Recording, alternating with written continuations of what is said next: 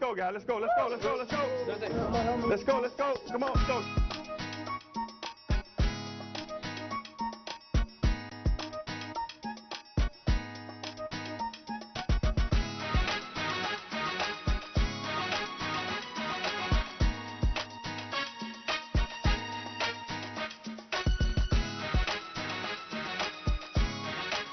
The Pomoco Don Rose Football Show 2010, Resurrection to Glory. Thanks for watching the Pomoco Don Rose Football Show. I'm Jerome Barber. We meet here at the NASCAR Sports Grill in Hampton. We're inviting you to stop by every Monday at noon for the taping of our show. Joining me now on the show is Coach Rose. Coach, you took the young men for a trip to D.C. to be the MEAC Conference Open game for you, and first conference game of the season. What was in your mind heading up the interstate? That's very easy. The first thing I want to do is just get a win. You know, I want to get the win. I know we've had success. I'm not sure. I think it was 13 or 14 years, but I wanted to get a win. I wanted to get a solid win, and and obviously some things we got to work on. But our mission was to get a win, and we came back with that. So we started off 1-0 in the conference. That was the main goal.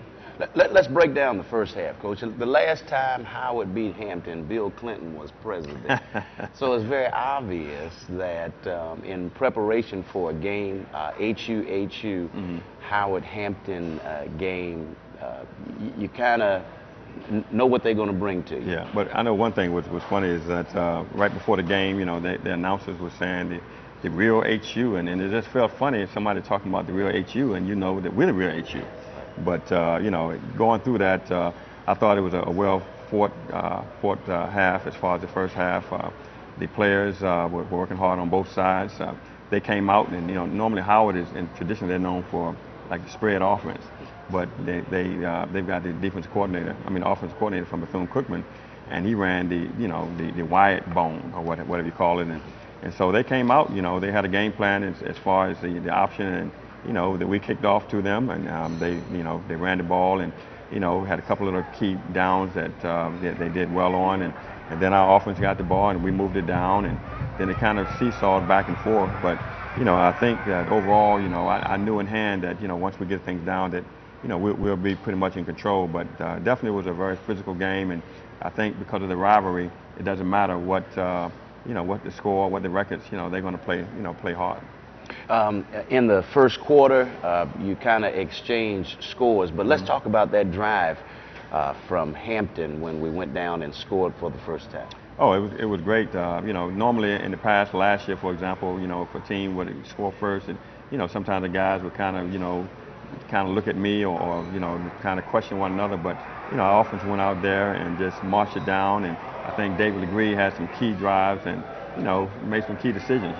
He managed the game well, and we kind of mixed it up. And I think when we were in trouble a couple of times and he didn't see anybody open, he just ran for the first down and kind of kept that going. But that first drive, it was 18 plays, so that said a lot about the offense to be able to do that.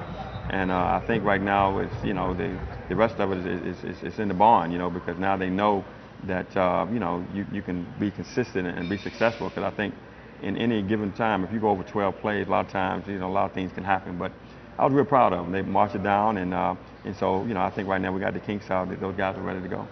A good mix between running and passing. Your running backs looking real strong this year, particularly Robinson. Yes. Talk about his maturity. Yeah. First of all, Steve Robinson is is an excellent player, not only athletic-wise but character-wise, and I think that's big. And came from Georgia military. And real strong guy, hard runner, doesn't talk much, but gives everything he has. And so I think now with that mixture of run and pass and being able to not be predictable, I think that's going to be a key. And so our other running backs, they're going to do a great job as well. Antonio McLeod, is more like a scat back, and so I think we had that 1-2 action of strong back, scat back, and I think we kind of kept them off guard. It was his season debut at Howard, and at best, Howard could try to contain this young man, but there was no way possible. We're going to hear from Kenrick Ellis. Plus, Coach Rose tells us how the Pirates broke loose from the Bison in the second half of the annual Battle of the Real HU. Stay with us. You're watching the Pomoco Don Rose Football Show right here on Fox 43. The right team, the right players, the will to win your trust. Trust in the products we sell, trust in the service we provide, and trust we'll give you the best price and the best value. The team is Pomoco. The products, Chrysler, Jeep, Dodge, Ram, Nissan, Lincoln, Mercury, and used cars of all makes. Guaranteed service for all models provided by factory-trained technicians. And we've won the trust of generations. Let us win yours. Pomoco, the power of more. Of course. Are you sitting at home right now in front of the TV? Come catch your favorite sporting events at NASCAR Sports Grill, located in the power plant in Hampton. We cover everything, including college and pro football, basketball, Major League Baseball, NASCAR, UFC, and more. With our 40-plus high-definition televisions and over 40 feet of high-definition projection screens, NASCAR Sports Grill is second to none. The party is always happening. We have a 4,000-square-foot deck that features live music on the weekends and a full menu of great food. With so much going on, why are you not at NASCAR Sports Grill? Our ability to outcompete other countries will be shaped not just in our boardrooms, not just on our factory floors, but in our classrooms, in our schools, at universities like Hampton. Introducing Hampton U Online, the first HBCU to offer online degree programs of this caliber. Visit Hampton University's virtual campus today at huonline.hamptonu.edu. We're available to assist you 24 hours a day, 7 days a week at 877-633-9150.